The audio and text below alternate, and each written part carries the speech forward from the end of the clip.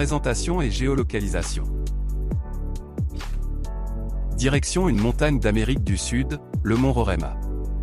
Le mont Roraima est une montagne située à la frontière du Brésil, du Guyana et du Venezuela.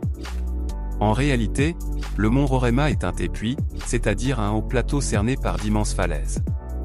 On peut retrouver d'autres tépuys dans le monde dont deux au Venezuela, le Kuknan et le Yuruani.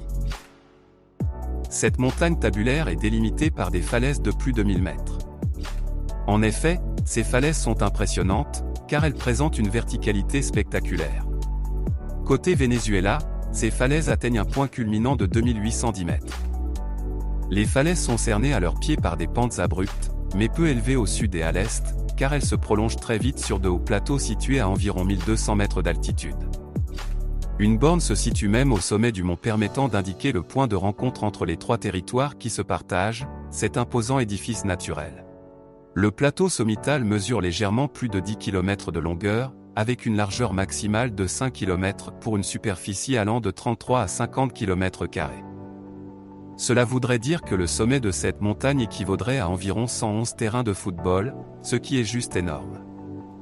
On fait face ici à un des monts les plus imposants et colossaux du monde. Mais au-delà de ses proportions titanesques, le mont Roraima a une histoire très ancienne. La découverte. Le mont Roraima est une montagne qui s'est formée il y a environ 2 milliards d'années.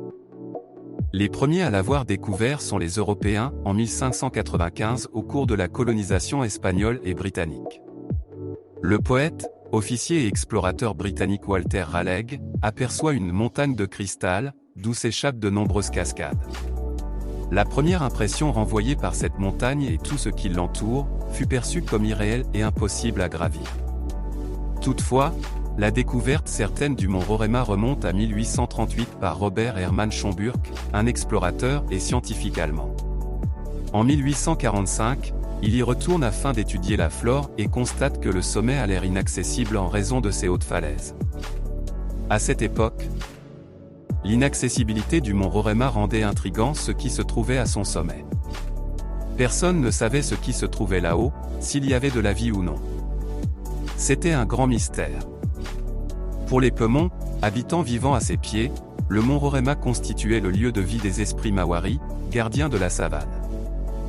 Les Peumons ont dans le temps créé de nombreuses légendes à propos du mont Roraima, et l'une d'elles explique sa formation.